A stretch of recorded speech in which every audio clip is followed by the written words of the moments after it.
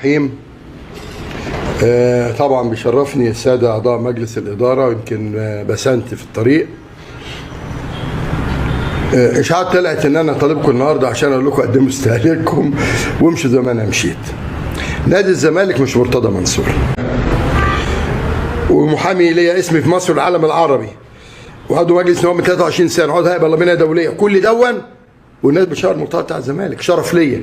لكن أنا تنازلت عن الكرسي ده علشان الكيان ده اللي انا فرحان بيه وكلنا فرحانين بيه يقوم. مدام ممدوح عباس بيقول لك طول ما هو موجود انا مش هرفع الحجز.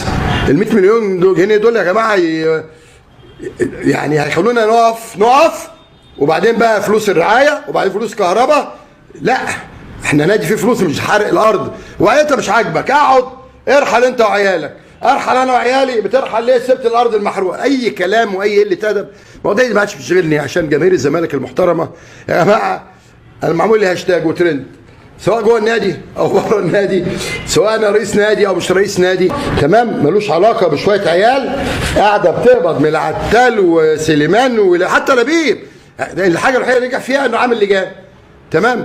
وايه ده انا فاكرك تفرح بفريقك وتقول ياه بقى الزمالك وصل لما يلعب مع فرق السعوديه يغلب 4-0. المنسلي ده يا جماعه ده فريق مش ده فرقه تونس كلها قويه. وبعدين الشباب يتعادل يغلبوا بضرب الجزاء ملهاش علاقه بضربات الجزاء. وبعدين رونالدو وماني، اسمه ماني الثاني ده الواد ده اسمه ايه؟ ماني ده ولا اسمه ايه؟ وواد الثاني مش عارف روماني، وواد اسمه ايه وايه ده؟ مين العيال دي كلها؟ تمام؟ يوم الفريق بتاعك اللي ما بيقبضش بقاله كذا شهر يفرج عليه العالم ورونالدو يبقى فرحان برقبته دي. برغم انا حذرت خلي بالكم، عايزين واحد طويل لرقبه رونالدو. رونالدو رقبته دي بتجيب جون في اي وقت لانه طويل، تمام؟ انا لو مدير فني كنت اقول للمسلوسي انت اطول واحد يا ابني في الشله دي، اقف خليك معاه. لكن مش هحط له، مع احترامي لحاتم السكر، يعني حاتم السكر بيفكرني بالفيديو اللي عمله احمد مع البنت المذيعه اسمها ايه دي اللي في امبارح دي بتاع كورتي. الواد دوله دون كده ما شاء الله، والبنت قد كده بالظبط، تمام؟ لكن خلاص هو ربنا رايد وعايزين نكمل. بمناسبة غرامة كهرباء أنا بقول لأشرف عزيز المحامي كفاية أشرف، كفاية أشرف، كفاية أشرف. أنا أسألك كم سؤال قدام مصر كلها. أنت يظهر أصبحت مريض بالشهرة. أنا مش عايز أكلمك عشان أنت هنا جيت في مكتبي ما عرفتش حل مشكلة الشادي محمد اللي أنت المحامي بتاعه مع زوجته الفاضلة السابقة في مكتبي. أنا اللي حلتها لك هنا أهو. انت عملت تفتي، عملت مع احمد موسى. وعايز اقول للاستاذ محمد ابو من فضلك، يا احمد موسى بيسال حامي كهرباء فين الطرف الثاني في القضيه؟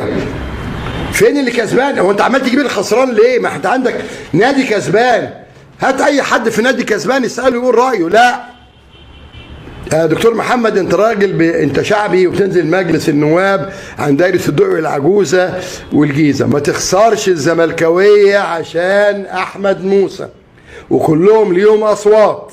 بعد اذنك انا بقول لك ده من منطلق الحب. طلع قال له يبقى قبل الحكم بكره انسى كل الكلام ده، مفيش غرامه في الوقت اللي يعجبنا.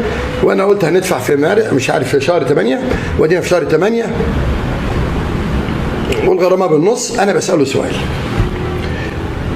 انتوا قلتوا ان عقد كهرباء مزور. انا عندي علاء مقلد عنده ولد في كلية الطب جاب في ال10 مواد ضاد جيم ضاد جيم ضاد جيم. لأمه عملت له حفلة، علاء يعمل فيها ايه؟ جاب 10 مواد ضاد جيم في كل مادة. نعم؟ حفلة عليه. افرض عملت له حفلة هتولع في البيت. عملت له حفلة ليه؟ أنا السؤال الأولاني، حضرتك قلت العقد مزور طلع سليم يبقى ايه؟ ضاد جيم. حضرتك قلت العقوبة الغرامة هتتقسم بين كهرباء ونادي البرتغالي على كهرباء، يبقى خدت ايه؟ ضاد جيم. مش كل ده ماشي كده؟ قلت ان كهرباء من فضلك ارفع الايقاف، تمام؟ عشان يلعب ومستقبله. لعب ولا توقف؟ ضاد جيم. ده انت عمال تاخد ضاد جيم في كل حاجة يا محامي. انت ما كسبتش ولا حاجة، واللي كسبانين ساكتين محترمين نفسهم، وانت عمال تهلفط فرحان انك بتطلع في البرامج.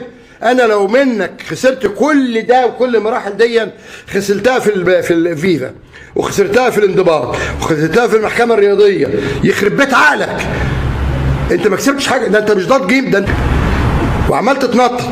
وبعدين يقول لك احنا بكره كهرباء هو صفقه القرن. يا ابني صفقه القرن في ايه؟